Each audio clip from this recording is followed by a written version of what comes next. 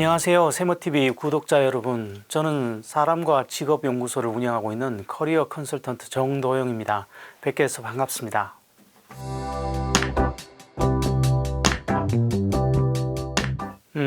일자리는 열려 있을 겁니다. 그런데 문제는 그분들이 원래 그리던 그런 좀 선호할 만한 일자리들은 아닐 가능성이 높다라는 거죠. 사실은 그렇게 되면 우리가 흔히 알고 있는 3D라고 부르는 영역으로 갈 가능성이 높습니다. 위험하거나 힘들거나 더러운 일자리겠죠. 그래서 사실은 이런 부분 때문에 사람들이 조금 고민을 하시는데, 현실적으로 준비가 안 됐다는 것은 결국 내가 내밀 카드가 없다라는 것이고, 그럴 때는 세상이 주는 것을 받아야 되는 것이죠. 은퇴 전후에서 가장 많이 흔하게들 얘기하시는 것은 어떻게든 되겠지라는 생각들을 많이 하세요. 근데 이게 어떻게든 된다라는 것이 사실 뭔가는 되시겠죠. 그런데 그게 문제는 원래 그분들이 생각하던 범위를 넘어서는 것들을 받아야 되는 상황이 될 가능성이 높다라는 거죠. 예를 들면 뭐 단순 업무를 예전부터 꾸준히 해오시던 분들이시면 모르겠지만, 내가 예전에 관리직을 하셨던 분들이 어떻게든 되겠지 하고 나왔을 때 받을 수 있는 일자리들은 사실은 내가 생각도 못했던 그런 단순 업무들일 텐데, 그걸 받아들이냐는 또 다른 문제로 남게 되는 것이죠. 내가 특별한 기술이 없다라는 건, 다시 말하면 결국 몸을 쓴다라는 것으로 이어진다라고 보시면 되세요. 몸을 쓴다라고 했을 때 우리가 일반적으로 그래도 상대적으로 진입 문턱이 훨씬 낮은 일자리들을 좀 보면, 일자리는 있는데 사람들이 들어가고 싶어 하지 않는 일자리들이 우리가 흔하게 떠올릴 수 있죠. 대표적인 것들이 요양보호사, 미화직, 경비직 뭐 이런 것들이 될 것 같습니다. 요양보호사를 따면 일자리를 찾는 것은 거의 어렵지 않습니다. 그런데 이 일자리들은 사실 대부분 들어가시는데 심리적 장벽을 좀 갖고 있는 영역이죠. 특히 예전에 그런 쪽 일을 전혀 해보지 않으신 분들에게 이쪽으로 들어가라 하면 이건 정말로 어려운 일이거든요. 그리고 뭐 또 요양보호사 같은 경우를 조금 더 말씀드리면, 사실은 급여로 보면 우리가 흔히 하는 뭐 시간제 일자리 같은 형태로는 또 200을 맞출 수도 없어요. 200을 맞추려면 최소한 전일제로 일을 해야 된다는 건데, 그것까지도 받아들일 수 있느냐, 이렇게 되면 얘기는 전혀 다른 문제가 되죠. 가끔 뭐 생산직을 문의하시는 분들도 계세요. 생산직 가능할 수도 있습니다. 60대가 넘어가시면 산재에 대한 위험 때문에 그게 쉬운 일은 아니긴 한데 간혹 나올 수는 있는데, 근데 그런 것들을 보면 역시나 생산직 중에서도 보통 사람들은 들어가길 꺼려하는 열악한 일자리일 가능성이 높다라는 것이죠. 일단 정년에 다다른 사람에게도 일자리를 주고 계속 일할 수 있게 만드는 계속고용제도는 분명히 우리 시대에 필요한 제도입니다. 이거는 기업에게는 숙련된 노동자를 계속해서 고용할 수 있다는 것이고요. 또 한편으로 개인들에게는 우리가 흔히 말하는 60세 정년 이후 국민연금을 받을 때까지 소득 크레파스 기간을 좀 막을 수 있는 좋은 제도니까 양측 모두에게 윈윈이라고 할 수 있죠. 그런데 아시다시피 이 계속고용제도에는 3가지 정도가 논의가 되고 있죠. 정년 연장, 정년 폐지, 그리고 정년 후 재고용입니다. 근데 이게 어떤 것을 선택하느냐에 따라서 좀 문제가 남게 되죠. 대표적으로 인건비와 임금 체계에 대한 고민이 남게 되는 겁니다. 지금같이 연공급이 우선이 되게 되면 기업들은 정년 이후에 사실은 생산성의 문제에서 조금 고민을 안고 있는 분들조차 계속 급여가 올라가는 상황을 맞이하게 되고요. 이건 기업들에게 분명히 부담으로 남게 되죠. 그래서 현실적으로 지금 논의가 되고 있는 과정이지만, 이미 그런 부분을 좀 활용하고 있는 기업들 중에 한 80% 이상은 대부분 정년 후 재고용 제도를 활용하게 됩니다. 그런데 이게 또 근로자 입장에서는 정년 후 재고용은 결국 임금이 삭감된다는 것이고요. 그리고 고용에 있어도 계약직의 불안정한 상황을 받아들여야 된다는 문제로 남게 되는 것이죠. 계속 고용 제도가 어떤 업종이나 직군에서 가능성이 높다고 보세요? 일단 뭐 심플하게 생각해 보면, 우리가 현장에서 숙련된 인력을 필요로 하기 때문에 생산 현장, 기술직, 연구직, 혹은 사람을 대체하기 어려운 요양보호 같은 서비스 업종, 이런 곳들이 아마 대표적일 겁니다. 그에 비해서 우리가 사무관리직 쪽이라고 하는 곳은 조금 어려움이 있죠. 일단 이분들의 정년 후 역할을 어떻게 특정하기가 쉽지가 않아요. 그리고 임금 대비 효율성 같은 것도 증명하기가 어렵죠. 그래서 이런 부분은 퇴직하신 관리직들이 뭔가를 할 수 있다면 아마 자문력 같은 것들이 대표적으로 떠오를 텐데요. 이런 것들은 노사 간의 어떤 협의가 좀 필요한 상황입니다. 지금 시장에서 기업들이 60대 이상 인력을 채용할 때 가장 높게 평가하는 건 뭘까요?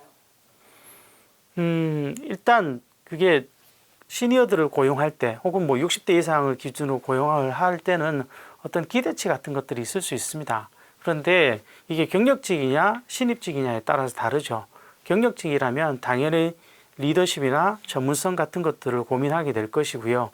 신입직이라면 좀 얘기가 다릅니다. 저는 중장년 혹은 시니어 같은 경우는 신입으로 들어가게 되면 사실은 태도가 경쟁력이라는 얘기를 많이 합니다. 예를 들어 보면 신입직이 들어왔을 때 사실은 그 신입이 회사 전체를 바꾸거나 뭐 이럴 일은 없어요. 즉 회사 기준에서는 조금 더 저렴하면서도 꾸준히 성실하게 일해줄 사람에 대한 기대를 갖고 있는 겁니다. 그래서 신입이 보여줄 수 있는 건 사실은 그런 태도적인 측면밖에 없기 때문에 그 부분에 조금 더 신경을 쓰셔야 된다는 것이죠. 예를 들어서 제가 공공기관의 하부 조직에 미화직 모집에 면접관으로 들어갔던 적이 있었어요. 그런데 면접이 진행되는 그 기관은 65세가 정년이라서 60세 이상인 분들도 꽤 많이 지원했었고요. 그런데 그중 한 조에서 면접이 끝나고 5명이 일어나서 인사를 하고 나가시는데 그 5명 중에 3명은 본인 의자를 밀어놓고 나가셨어요. 그런데 한 분은 그냥 훅 나가시더라고요. 근데 재밌는 것은 마지막 남은 한 분이 당신 의자는 물론이고 옆에 의자까지 같이 밀어놓고 나가셨어요. 사실 면접관으로서 그런 부분이 눈에 들어오면 조금 더 가점을 줄 수밖에 없는 것이죠. 이것도 일종의 태도가 바꾸는 결과가 아닐까 싶어요.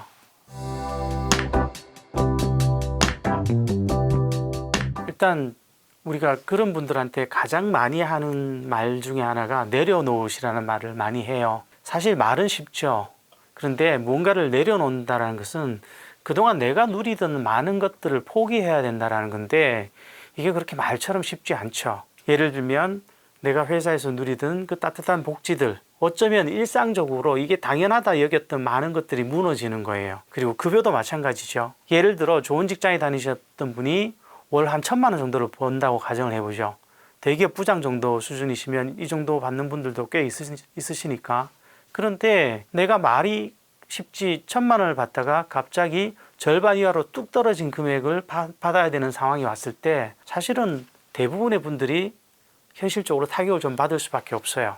어쩌면 내가 예전에 다 오래도록 20년, 30년 다녔던 직장에 많은 것들의 기준을 맞추는 것은 보통 인지상정이라고도 할 수 있죠. 그래서 그런 분들이 이제 바깥에 나와서 그런 상황들을 맞이하게 될 때 말씀드리고 싶은 것은 그럼에도 불구하고 다른 더 나은 대안이 없다라면 그것이 현재 시장이 평가하는 나의 가치라는 것이죠. 그럴 때는 이것에 대한 수용을 어느 정도 고민하실 필요는 있습니다. 이게 안 되면 굉장히 길어질 수밖에 없는 문제가 발생을 하는 것이죠.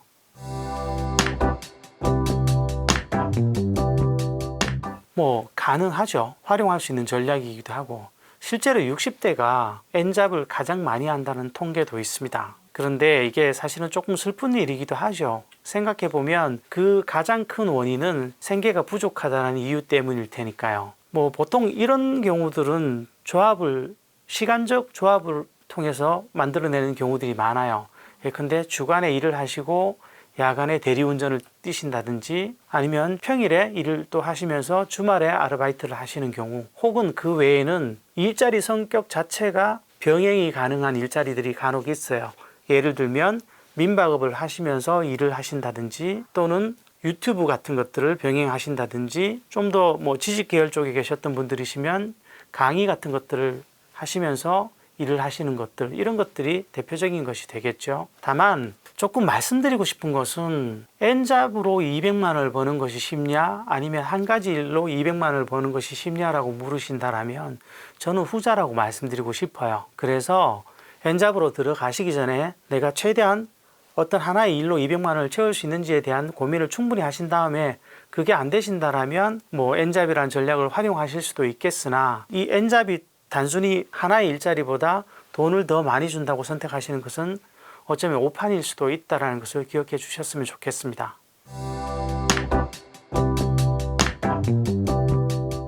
길을 잃은 사람에게 가장 도움이 되는 것은 미리 그 길을 가본 사람이라고 생각을 합니다. 그래서 저는 사람을 만나는 걸 많이 권해드립니다. 그 중에서도 이미 먼저 퇴직한 선배님들이라든지 이런 분들이 도움이 되겠죠. 혹은 그게 아니라도 사람을 만나는 것들을 통해서 개인들이 어떤 세상에 대한 시야를 열 수도 있고요. 또 무엇보다 중장년 혹은 시니어에게는 일자리들이 나오는 가장 중요한 경로가 사람이기도 합니다. 저희들끼리 이런 말을 좀 많이 쓰는데 경비자리도 좋은 일자리는 웬만하면 구인 공고 자체가 안 나온다라고 얘기를 하거든요. 결국 그런 일자리들이 보통 사람을 통해서 사라지기 때문입니다. 그래서 가능하시다라면 다양한 사람들을 많이 만나보시길 권하고, 특히 내가 어떤 특정 분야로 가고자 한다라면 그 분야에서 일하고 계신 분들을 꼭 만나보실 걸 권해드립니다. 결국 그분들이 일자리 정보의 출처가 된다는 것이죠.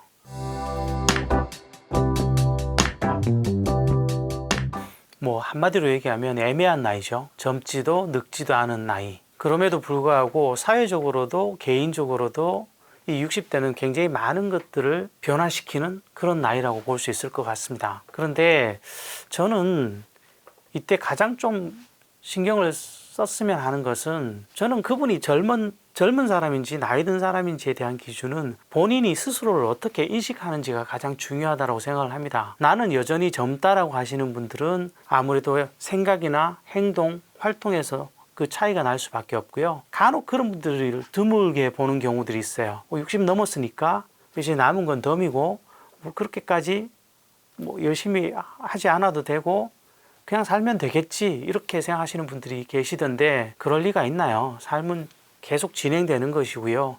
60이 돼도 70이 돼도 고민들은 남게 되죠.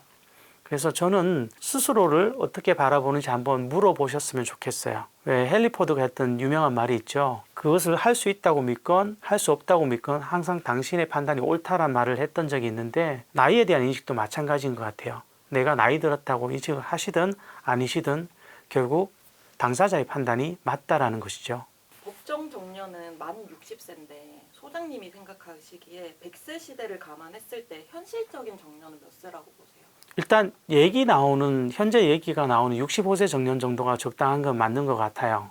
다만 많은 분들이 아시겠지만 우리가 정년을 한다고 일을 바로 그만두시는 경우는 많지 않죠. 생각보다 많은 분들이 늦게까지 일을 하는데, 우리나라 전체 평균으로 보면 몇 살 정도까지 일하시는지 혹시 아세요? 그래도 50대 후반까지는 하지 않을까요? 완전하게 일해서 손을 떼는 완전히 연령. 되는 거? 네. 요즘엔 그래도 70대 분들도 하시는 걸로. 네. 만 73세 정도 보시면 되세요. 이걸 완전 은퇴 시점이라고 그러는데, 문제는 이 완전 은퇴 시점은 자꾸 뒤로 밀리고 있다는 거예요. 그 얘기는 뭐냐? 결국 제가 바깥에서 언제까지 일하시고 싶으세요? 라고 물어보면 요즘 가장 많이 나오는 대답은 건강이 허락할 때까지요 라는 분들이 많으세요. 그 얘기는 결국 건강이 허락할 때까지는 일을 하겠다는 그런 시류를 반영한 거라고 보시면 되실 것 같습니다. 퇴직하시고 1, 2년 지나서 공허해지시면 굉장히 인내심이 강하신 겁니다. 성격 급하신 분은 석 달이면 신호가 오죠.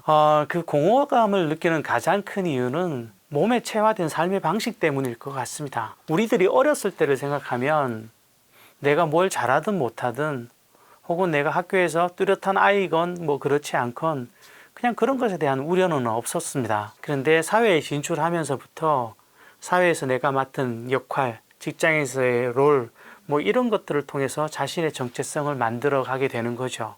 이런 것들이 20년, 30년 그렇게 오래도록 쌓이고 난 다음에 갑자기 일이 없어지면 자신의 정체성이 사라진 듯한 느낌을 받는 분들이 굉장히 많으세요. 그렇게 되면 굉장히 좀 애매해지죠. 아주 쉽게 생각하면 사회에서 누군가를 만났을 때 그 사람이 명함을 내밀어요. 받긴 받는데 나는 명함이 없단 말이죠. 그럴 때 자신을 설명할 말이 참 애매해요. 그리고 집에서도 마찬가지죠. 좀 전에도 얘기했듯이 집에서 내가 돈을 갖다 주는 것 외에 뭘 하고 있냐를 생각해 보면 딱히 스스로도 내가 집에서 뭘 하는 존재인지 잘 모르겠다라는 거예요. 보통 이런 공허감을 대표적으로 은퇴 증후군이라고 얘기를 하는데, 이 은퇴 증후군의 가장 큰 특징이 집에서도 사회에서도 내가 뭘 하는 사람인지 모르겠다라는 것이죠. 은퇴 후 밀려오는 그 공허함을 어떻게 채우면 좋을까요? 성별에 따라서 좀 다른 것 같아요. 남성의 경우는 은퇴 증후군을 훨씬 많이 느끼시죠? 보통 퇴직하신 분들의 한 70% 이상이 은퇴 증후군을 느낀다고 하시는데 이분들은 대다수가 결국 일을 다시 찾게 돼요. 여성의 경우도 최근에는 은퇴 증후군을 느낀다는 분들이 많이 늘었어요. 제 기억으로는 10명 중에 한 5명 정도 여성도 이런 증후군을 느낀다고 하는데 보통 여성은 이럴 때 일을 다시 찾거나 아니면 여가 활동을 늘리는 쪽에 투트랙으로 어떤 그런 공허감을 극복하시려고 하죠. 그래서 저는 퇴직 전에 자신을 좀 객관적으로 돌아보는 과정이 필요하다고 봅니다. 스스로에게 물어보면, 진지하게 물어보면 알게 되거든요. 내가 일이 필요한 사람인지 아니면 일이 없어도 살 수 있는 사람인지. 많은 분들이 보통 50대 후반 정도 되면 퇴직하기 전에 어떤 생각들에 빠지시냐면 더 이상은 일을 안 하고 싶다라는 감정이 굉장히 세게 올라와요. 근데 사실 이거 조금만 시간을 길게 보고 접근해 보면 이분은 일을 안 해야 되는 것이 아니라 제대로 된 휴식이 필요하신 경우가 많거든요. 그 제대로 된 휴식이 3개월, 6개월이면 충분한데 다시는 일을 안 하실 것처럼 아무 준비도 안 하고 나오세요. 그러면 나중에 굉장히 당황하게 되신다는 거죠.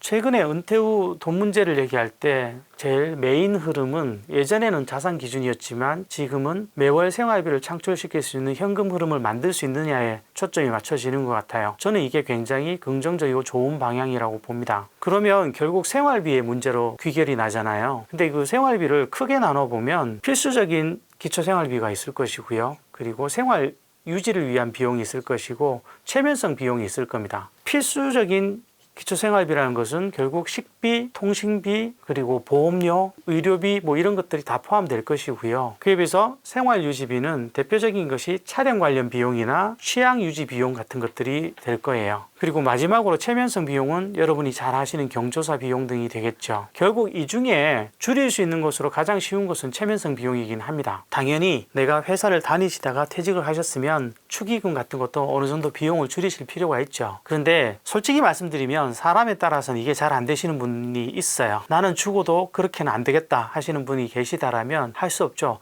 그분에게는 이게 굉장히 중요한 비용일 테니까 그때는 다른 영역, 뭐 대표적으로 생활 유지 비용 중에서 뭔가를 좀 줄이든지 하는 방식이 되겠죠.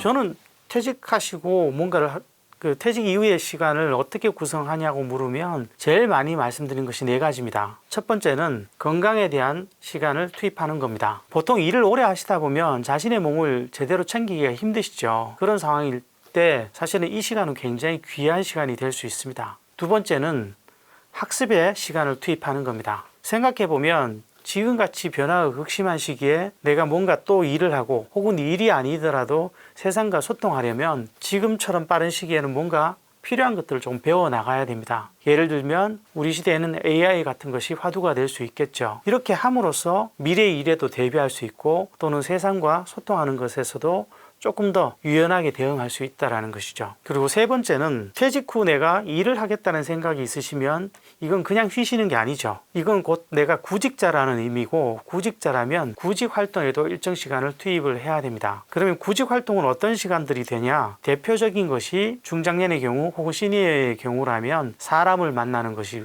될 것이고요. 또 한편으로는 취업 사이트 같은 것들을 매일 꾸준히 체크하는 것이 될 겁니다. 그리고 마지막으로는 저는 가사 활동도 좀 많이 참여하시라고 말씀을 드려요. 특히 남성의 경우에는. 사실은 가사란 게 가족들의 일이라는 것이고요. 이걸 할 때 우리가 가구원으로서 어떤 인정을 받기도 쉬워지는 것이죠. 보통 남자분들에게 집에 돈을 벌어다 주는 일 외에 무엇을 하십니까? 라고 물으면 이게 참 생각보다 썩 쉽게 답을 내기가 좀 어려우신 분들이 많으세요. 뭐 보통 가끔 얘기하시는 게 쓰레기는 버려요. 뭐 이 정도 얘기를 하시는데 사실은 이게 여성의 입장에서 보면 그게 가사냐라고 물으실 수도 있거든요. 물론 이때까지 살아온 방식이 그런 게 아니실 수는 있지만 우리 시대의 변화를 감안하면 그렇게 가사에 좀 참여하시는 것이 장기적으로 보면 훨씬 가족관계에도 도움이 된다는 것이죠.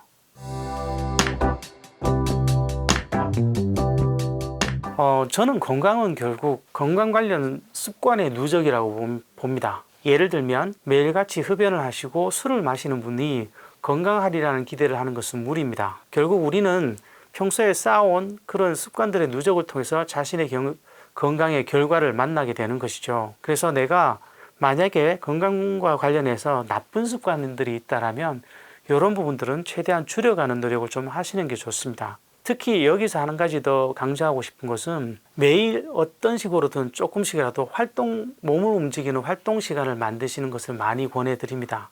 그것의 종류는 다양하겠죠. 만보 걷기도 괜찮고 요즘 유행하는 슬로우 조깅도 괜찮고 수영도 좋습니다.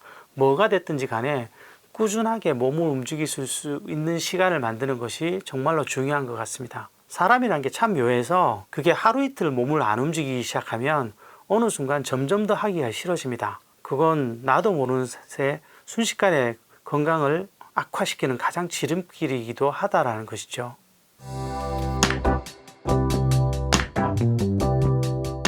둘 다 신경 써야죠. 그런데 사람들의 습성을 보면 기존 인맥은 어떤 식으로든 가끔씩 연락을 하세요. 근데 새로운 인맥은 이게 조금 고민이 돼요. 정확하게 말씀드리면 남녀가 많이 달라요. 남성은 새로운 인맥을 사귀는 허들이 너무 높아요. 생각해 보면 주변에 나이 많으신 분들이, 특히 남성분들이 일이 아닌 어떤 관계로 인해서 사람을 사귄다?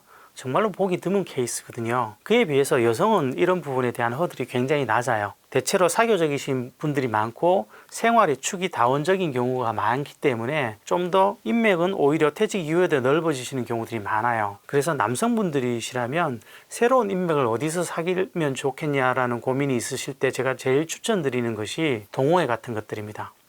보통 일본에서도 최근에 시니어들의 취향 동호회 같은 것들이 굉장히 많아진 것으로 알고 있는데, 나랑 같은 취향을 가진 사람들을 만나면 보통 다른 분들보다 훨씬 얘기가 잘 통하죠. 저희 장인어른만 해도 올해 80이신데 산악회를 다니세요. 굉장히 즐거워 하시더라고요. 그리고 저 역시 독서 모임이나 학습 모임 같은 것들을 운영하는 것들이 있는데, 이런 것들을 통해서 만나는 인연들이 굉장히 즐겁고 점점 시간이 갈수록 이런 것들이 귀해진다는 생각을 하게 됩니다.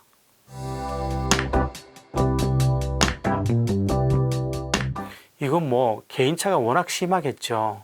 그런데 이왕 질문을 하셨으니 저를 기준으로 말씀을 드리면, 많은 분들이 그렇겠지만 저 역시 나이 들수록 좋은 영향을 미치는 사람들을 옆에 두고 싶다는 생각을 많이 합니다. 그런데 그 좋은 영향은 굉장히 다양한 스펙트럼을 갖고 있죠. 예를 들면 누군가의 말을 잘 들어주고 공감을 잘 해주는 사람, 혹은 재치 있는 유머를 잘해서 주변의 분위기를 올려주는 사람, 또는 배울 게 있는 사람, 뭐든 좋습니다.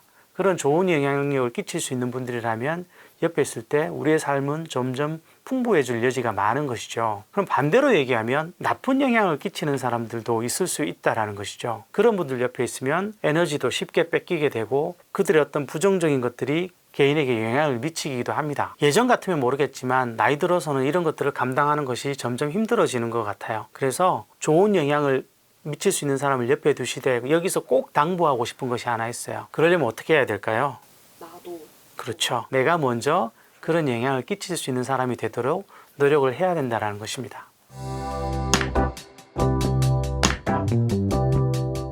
딱 하나만 골라야 된다면 저는 호기심이라고 봅니다. 예. 그 직장인은 약간 경주마 같은 특성이 있어요. 직장 생활할 때는 주변을 돌아볼 여유가 없죠. 마치 경주마가 눈을 이렇게 가리고 달리는 것처럼 앞만 보고 달리게 되는 경우가 많습니다. 그런데 사실은 호기심이 있는 사람들은 직장을 나오고 나서는 좀 더 많은 것들을 접할 수 있어요. 근데 이게 없는 분들은 사실 무언가를 배워야 될 이유도 못 느끼는 것이고, 그러다 보면 세상과 점점 유리될 수도 있다는 거죠. 직업 이론 중에 직업 분야의 대가 중에 한 분인 존 크롬블츠 교수라는 분이 있습니다. 이분이 직업에서의 성공은 80% 이상이 우연이라고 얘기를 했어요. 그런데 그 우연이 만들어지려면 꼭 필요한 5가지 요소가 있는데 그 중에 하나가 바로 호기심이라고도 얘기를 했었습니다. 그래서 저는 호기심이 있는 사람이 어떤 것에 관심을 가질 수 있고요. 그 관심이 배움으로 연결되고 그것이 또 새로운 결실로 이루어질 수 있다는 것이죠.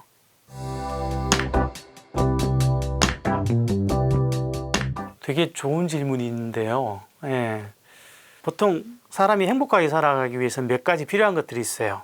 방금 말씀하신 건강, 관계, 돈, 직업, 여가, 이런 것들이 대표적이죠. 이런 것들에 대해서 어떻게 잘 맞춰서 삶의 균형을 맞춰갈 것인가를 연구하는 것이 생애 설계입니다. 그런데 저도 직업 이론에서는 많은 경우에 본인의 단점보다 강점을 강화하세요라는 말씀을 드리지만 생애 설계는 그게 어려워요. 왜냐하면 이게 각 영역들이 마차의 바퀴살 같은 거거든요. 그 무슨 얘기냐면 어느 하나가 부러지면 나머지도 하중을 받아서 부러질 수밖에 없다라는 것인데, 그래서 우리가 열심히 살다 보니 놓친 것이 한두 가지 있다라면 그런 약한 부분부터 채워나가는 것이 생애 설계에서는 중요합니다. 이건 좀 의외네요.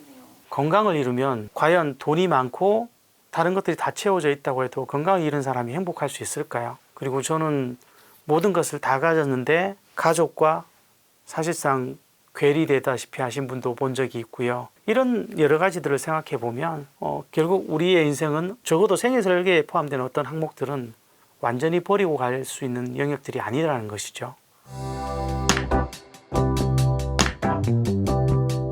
일단 워낙 경쟁이 격심해지는 사회다 보니까 아무래도 내가 기댈 수 있는 어떤 것이 필요하다는 판단을 하시는 것 같아요. 생각해보면 너무 당연하죠. 예를 들어 내가 단순 업무를 해요. 편의점 알바를 한다고 가정을 해보겠습니다.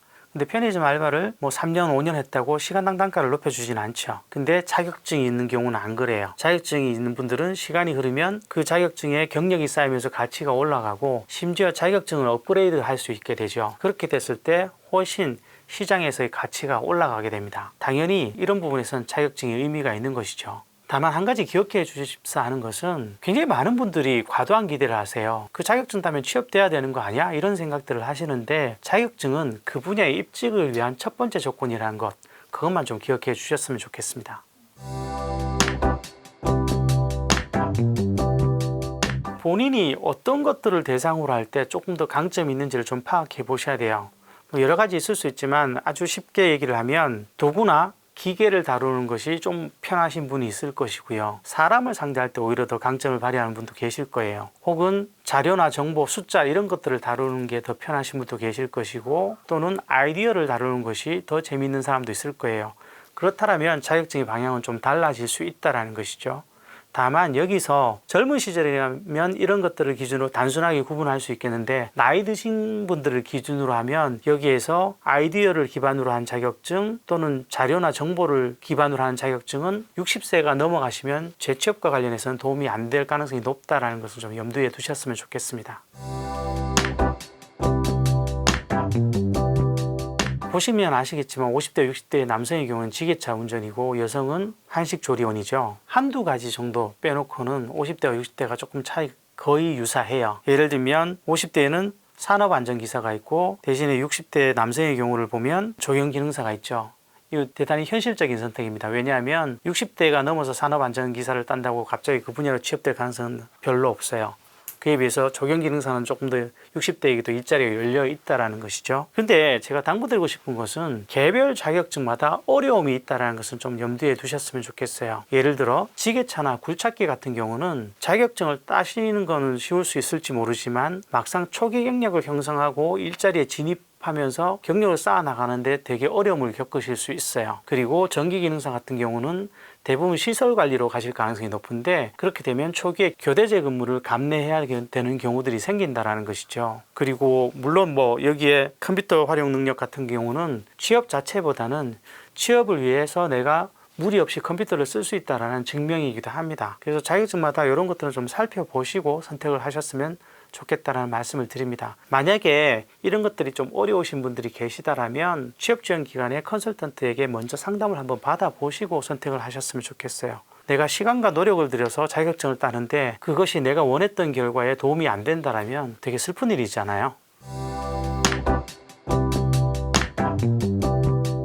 대표적으로 한 3가지 정도가 있을 것 같습니다. 첫 번째는 법적 책임을 질 수 있는 자격증입니다. 사실 모니터가 안전관리에 대한 점검을 할 수 있어도 그 모니터에게 책임을 물을 수는 없잖아요. 결국 이런 부분에 대해서 최종적으로 책임을 질 수 있는 사람이 관리를 해야 된다는 것인데, 그런 면에서 감리나 안전관리 혹은 정기관리 뭐 이런 것들이 있을 수 있겠죠. 두 번째는 현장성이 강한 자격증들입니다. 예를 들면 적어도 피지컬 AI가 언젠가는 나오겠지만 그 AI들이 설사 빠르게 나온다고 하더라도 우리 집 부엌의 설비를 고치기 위해 오지는 않을 거라는 것이죠. 경제적인 단가가 안 맞으니까요. 결국은 그런 이유 때문에 이런 사소한 우리 주변의 설비나 어디 현장의 기술을 적용할 수 있는 이런 부분들에 대해서는 그 자격증이 상대적으로 보면 꽤 오래도록 유지될 가능성이 높습니다. 대표적인 것들이 인테리어 관련, 배관, 설비 뭐 이런 것들이겠죠. 그리고 마지막 세 번째로는 사람들의 감정까지 케어해야 되는 일자리 혹은 사람들 간에 중재를 해야 되는 일자리 같은 것들이 있을 텐데요. 대표적으로 아까 말씀드렸던 돌봄 관련 일자리들, 그와 관련된 요양보호사나 사회복지사 같은 자격증들이 있을 것이고요. 혹은 주택관리사들. 주택관리사는 사실은 입주민들의 어떤 의견을 조율해야 되는 경우들이 많죠. 그리고 공인중개사 같은 일자리들이 있을 거라고 생각을 합니다. 공인중개사도 아시다시피 굉장히 민감하게 두 사람의 이익을 조율해야 되는 작업이다 보니까 그런 경우들은 좀 더 필요하겠죠. 아무래도 유사한 대상들과 소통이 가능한 일자리들이 조금 더 시니어가 유리할 가능성이 높습니다. 즉 대상자가 시니어일 때, 그런 영역일 때 조금 더 역량을 잘 발휘할 가능성이 크겠죠. 제가 유튜브를 운영하고 있어요. 근데 이제 주로 중장년과 혹은 나이 드신 분들을 위한 유튜브다 보니까 PD의 도움을 받고 있는데 그 PD가 사실은 제 딸입니다. 근데 대학생이에요. 근데 이 친구가 아무리 공부를 해도 50대, 60대의 어떤 그런 감각을 읽어낼 수는 없겠더라고요. 그렇듯이 아무래도 자신이 잘 아는 영역이라서 익숙한 영역들이 있습니다. 그래서 대표적으로 보면 뭐 요양보호사 같은 것들이 대표적일 텐데요. 그런 쪽에서는 굉장히 나이 드신 분들이 많이 활동을 하고 계시죠. 그 외에 예를 들면 주택관리사 같은 것도 있을 수 있을 것이고요. 또 은퇴를 앞두신 분들과 관련해서 교육을 하는 그런 분야 같은 것들은 상대적으로 시니어들이 좀 더 유리할 가능성이 큽니다.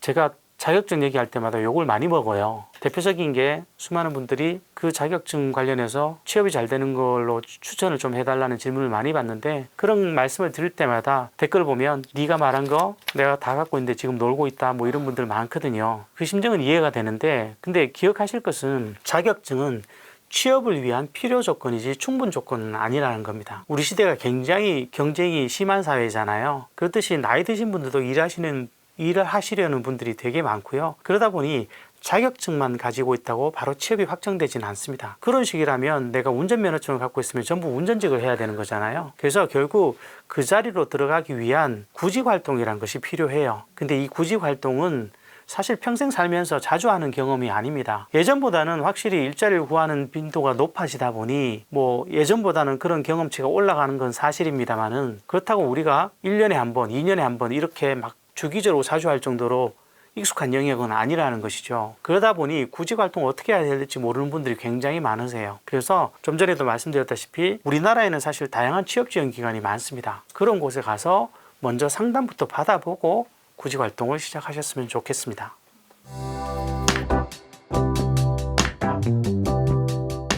이 질문이 좀 어려운데요. 그 가장 현명한 선택과 가장 후회하는 선택 같은 것들은 뭐 제가 일률적으로 말씀드리긴 좀 어려울 것 같고요.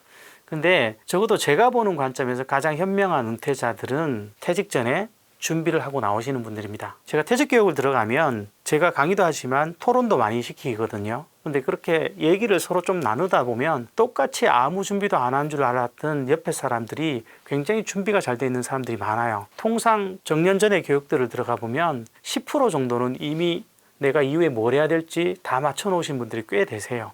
그렇듯이 이 준비라는 것이 사람마다 차이는 있을 수 있지만 굉장히 이 준비를 잘 해놓으시면 유리한 입장에 서게 된다는 것은 기억을 해주시면 좋으실 것 같습니다.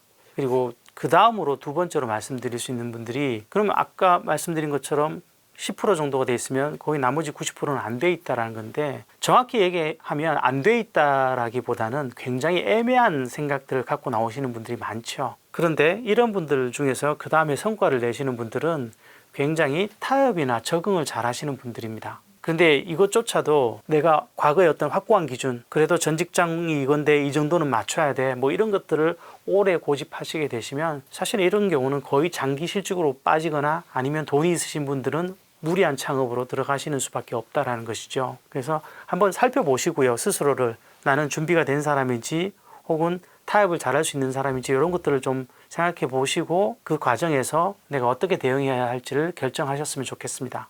준비한 사람이 10% 정도라고 하셨는데 소장님이 생각하시기에 그러면 퇴직 전에 반드시 준비해야 하는 조건은 어떤 게 있는 걸까요? 수많은 분들이 퇴직 전에 아무것도 못하는 가장 대표적인 이유는 뭘 해야 될지 본인이 결정을 못하는 거예요. 그러니까 아무 준비를 못하는 거죠. 우리 시대가 정보가 부족한 시대는 전혀 아니죠. 예를 들면 내가 퇴직하고 부동산 전문가가 돼야 되겠어 라고 결정을 하시면 그 결정을 하시고 일주일도 안 돼서 그분의 유튜브는 부동산 영상으로 뒤덮일 거예요. 이미 우리 시대는 내가 뭔가를 결정하면 정보는 따라오는 시대라는 것이죠. 그래서 제가 제일 먼저 당부드리고 싶은 것은 도대체 뭘 하고 싶으신지를 먼저 결정해야 된다는 겁니다. 간혹 그런 분들이 계세요. 나는 잘 모르겠는데 혹은 나는 계속 놀 거야 뭐 이러신 분도 계시는데 그런 분들조차도 만약에라도 내가 생각이 바뀌어서 일을 하게 된다면 뭘 할지 정도는 염두에 두시는 게 좋아요. 그게 안 되면 정작 생각이 바뀌었을 때 우리는 굉장히 당황하게 된다는 겁니다.